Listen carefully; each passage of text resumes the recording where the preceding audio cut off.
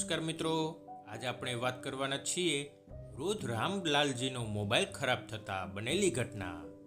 મોબાઈલની શાંત સ્ક્રીન અચાનક ઝબકી ઉઠી. એક નાનો સંદેશ, તમારા ખાતામાં રકમ જમા થઈ છે. આ સંદેશ વાંચતા જ વૃદ્ધ રામલાલજીના ચહેરા પર એવી મુસ્કાન ફેલાઈ ગઈ જેવી લાંબા દુઃખ પછી અચાનક સુખનું સૂર્ય ઉગ્યું હોય. આંખોના ખૂણામાં ઝગમગતું આંસુ અજાણતા જ બહાર સરકી આવ્યું. તેમણે તરત જ હાથથી આંખ પૂછીને મોબાઈલ પકડીને દીકરી સપનાને ફોન કર્યો. બેટા, આજે થોડી જલ્દી ઘરે આવજે. આ અવાજમાં કોઈ આદેશ નહોતો, માત્ર પિતાની નરમ વિનંતી હતી, જેમાં વર્ષોનો વેદનાભર્યો સહારો ગૂંથાયેલો હતો. માસિક પગાર સમયસર આવી ગઈ હતી. આ નાનકડી ઘટના રામલાલજી માટે મોટો આધાર બની ગઈ હતી. રોજે રોજ મનમાં ઉઠતી આ શંકાઓ આગળ શું ચાલશે કે નહીં, આજે થોડી ઘણી શાંત લાગી. આત્મવિશ્વાસ જે ઘણા દિવસોથી ડગમગી રહ્યો હતો, આજે ફરી કરકસર ભરી પગડી બાંધીને ઊભો થયો હતો. સપના આવી પછી પિતા પુત્રી બંને સાથે બજારમાં ગયા. મહિનાભરનું રાશન ચૂકવાયું, દૂધના બિલની રસીદ ખિસ્સામાં સરકી ગઈ અને જ્યારે નાની રાહીનું સ્કૂલ ફી ભરાઈ ત્યારે રામલાલજીની છાતી ગર્વથી ભરાઈ ગઈ. આ બધું જોતા સપનાના મનમાં એક કચડી જતા દુઃખની લહેર ઉઠી. આ ઉંમરે પણ પપ્પાને મારા માટે કેમ આવું બધું કરવું પડે? પરંતુ રામલાલજી દીકરીના ચહેરા પરથી વાંચી ગયા. તેમણે હળવેથી કહ્યું, ચિંતા ન કર બેટા, તું મારી જવાબદારી નથી, તું મારી ડૂબતી ઉંમરની સંજીવની છે. સપનાને ઘરે મોકલ્યા પછી રામલાલજી એકલા મંદિર તરફ વળ્યા. મંદિર એમના માટે એકમાત્ર એવી જગ્યા હતી જ્યાં મન થોડું શાંત થતું. આજે કારખાનામાં રજા હતી, સમય બહુ હતો અને યાદો પણ મંદિરના ઓટલા પર બેઠા બેઠા તેમની આંખો અચાનક ભીની થઈ ગઈ. માયા, પત્ની માયા, લગ્ન થયા પછી માત્ર 1 મહિને જ બંનેએ નક્કી કર્યું હતું દર અઠવાડિયે મંદિર આવવું. હવામાન કેવો પણ હોય, સંજોગો ગમે તેવા હોય, નિયમ તો નિયમ. પણ આજે તે નિયમ તૂટેલો હતો.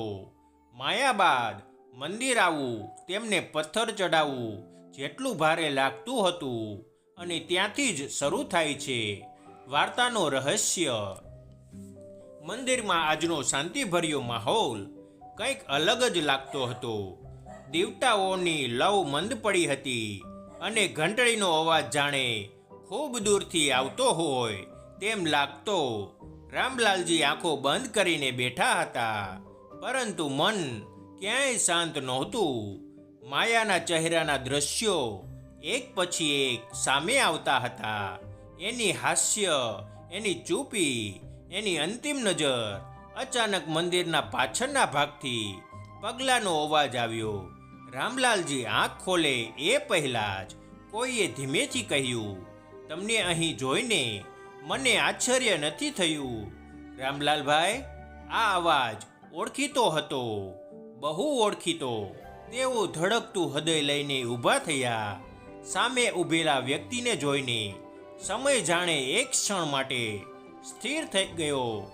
મોહનભાઈ, માયાના ભાઈ, જેણે વર્ષો પહેલા માયા અને રામલાલજી વચ્ચે એવી ખાઈ ઊભી કરી હતી જેના કારણે અંતે માયા અચાનક દુનિયા છોડી ગઈ એવું રામલાલજી માનતા હતા.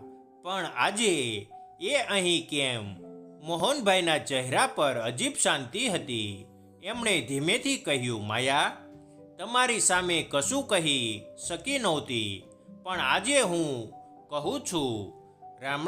રામલાલજીના પગ નીચે જમીન ખસી ગઈ હોય એવું લાગ્યું. માયાની મૃત્યુ અકસ્માત નહોતું કે પછી બીજું કોઈ રહસ્ય. મંદિરની દીવટાની લવ અચાનક ઝબકી અને ત્યાંથી વાર્તાએ પોતાનો રહસ્યમય વળાંક લીધો. મોહનભાઈએ ધીમે ધીમે બધું જણાવ્યું. માયાને ગંભીર બીમારી હતી જેના ઈલાજ માટે મોટો ખર્ચ આવતો. રામલાલજી પહેલેથી જ આર્થિક રીતે સંઘર્ષ કરી રહ્યા હતા. માયાએ નિર્ણય કર્યો પતિને આ દુઃખ ન આપવું. એણે પોતાનું ઈલાજ છુપાવ્યું. ધીમે ધીમે શરીર તૂટતું ગયું અને એક દિવસ શાંતપણે સમાપ્ત થઈ ગઈ. રામલાલજી ધરાશાયી થઈ ગયા. આજે જે પગાર આવે છે એ કોઈ સામાન્ય નોકરી નથી. માયા જીવે ત્યારે એક દાન ખાતું શરૂ કરી ગયેલા, જેનું નામ હતું રાહી ફાઉન્ડેશન. તેમાંથી દર મહિને થોડી રકમ લાલજીના ખાતામાં આવતી. સપના અને રાહી જેવી દીકરીઓ માટે પત્નીનું છેલ્લું બલિદાન. રામલાલજી મંદિરમાં બેઠા બેઠા રડ્યા, પણ આજે એ આંસુ વેદનાના નહોતા, એ ગર્વના હતા. માયા ગઈ નથી, એ આજે પણ જીવત છે. પગારના સંદેશામાં, દીકરીના ભવિષ્યમાં અને પતિના આત્મવિશ્વાસમાં. મંદિરની ઘંટડી વાગી. રામલાલજી આંખો લૂછીને ઊભા થયા. આજે ઘણા સમય પછી તેમને મંદિર અંદરથી શાંતિ આપી રહ્યું હતું. મંદિરની ઘંટડીનો અવાજ હવે ધીમે ધીમે શાંત થઈ ગયો હતો. આકાશમાં સાંજની લાળી ફેલાઈ રહી હતી, પરંતુ રામલાલજીના મનમાં કંઈક નવી રોશની સળગી ઉઠી હતી. મંદિરની બહાર નીકળતા તેઓ થોભી ગયા. પગથિયા પર ઊભા રહીને તેમણે પાછળ ફરીને મંદિર તરફ નજર કરી. એ જ મંદિર જ્યાં એમણે જીવનમાં પહેલી વખત માયાના હાથે પ્રસાદ લીધો હતો, અને આજે એ જ જગ્યાએ માયાનું આખું સત્ય જાણવા મળ્યું હતું.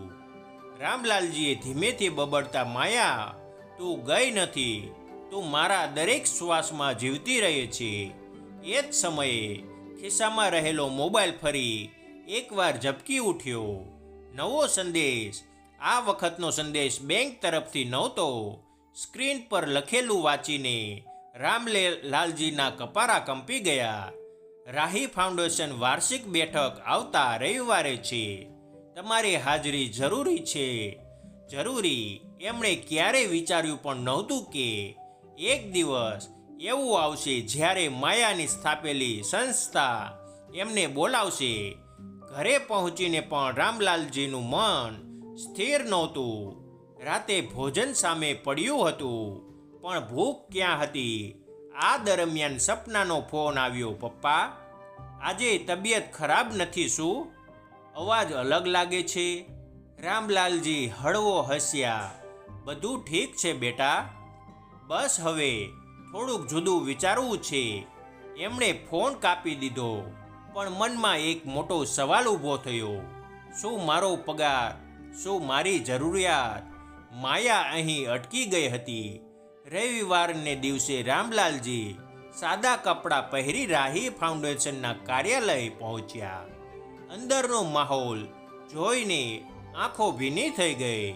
દિવાલ પર માયાનો મોટો ફોટો લાગેલો હતો. એ ફોટા નીચે લખેલું વાક્ય, દુઃખ કોઈને પૂછ્યા વગર આવે છે, પણ સહારો આપવો આપણા હાથમાં છે. બેઠક શરૂ થતાં જ એક યુવા મહિલા ઊભી રહી. એનું નામ હતું નિધિ. એણે કહ્યું, આ ફાઉન્ડેશન માયાબેનની એક જ ઈચ્છા હતી કે એક દિવસ રામલાલ સાહેબ પોતે અહીં આવીને આ સંસ્થાને સંભાળે. આ શબ્દો સાંભળતા જ રામલાલજી સ્તબ્ધ થઈ ગયા.